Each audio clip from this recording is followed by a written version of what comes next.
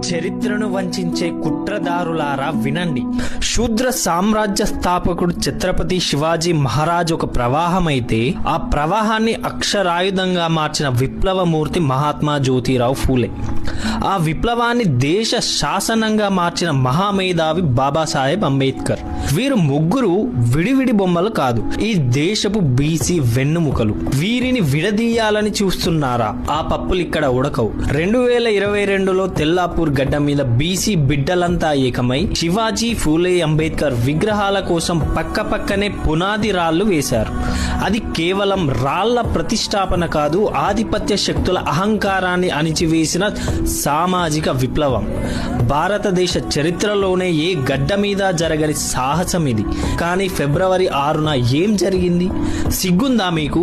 నాడు ఆ విగ్రహాల సాక్షిగా జైకొట్టిన నోళ్లే నేడు మహాత్మా ఫూలే విగ్రహాన్ని కాళ్లతో తంతారా? పోలీసుల కళ్ళ ముందే మన జాతిపితను అవమానిస్తారా? ఒరే అమ్ముడు పోయిన కోవట్టులారా, అగ్రకుల కుక్క బిస్కెట్లకు అమ్ముడు పోయిన బానిస కుక్కల్లారా, మీ చదువెంత? ముక్కు నేలకు రాసుడు కాదు, ఈ ముడ్డి పూణేవయ రాయగడ్కు రేపిస్తామాగు. నీ వెనుక ఉండి రిమోట్ కంట్రోళ్లతో ఆడిస్తున్న ఆధిపత్య కుల అహంకారులు ఎవరు? ఏ అధికార మదంతో మీరు సొంత జాతి మీద దాడి చేస్తున్నారు? మీరు బీసీ బిడ్డలా లేక అగ్రకుల అహంకారానికి ఊడిగం చేసే బానిసలా? మీ రక్తం గడ్డ కట్టిందా లేక నీరైపోయిందా?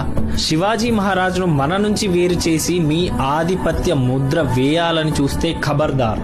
ఆయన మన రాజు, మన రక్తపు రాజు. విగ్రహాన్ని తన్నిన మీ కాళ్ళు కాదు, మీ వెనుక ఉన్న ఆ కుట్రల సామ్రాజ్యాన్ని బద్దలు కొడతాం. తెల్లాపూర్ సాక్షిగా చెప్తున్నాం, ద్రోహుల్లారా, మీకు కాలం దగ్గర పడింది. బీసీల ఐక్యత ముందు మీ కుట్రల మంటలు చల్లారాల్సింది.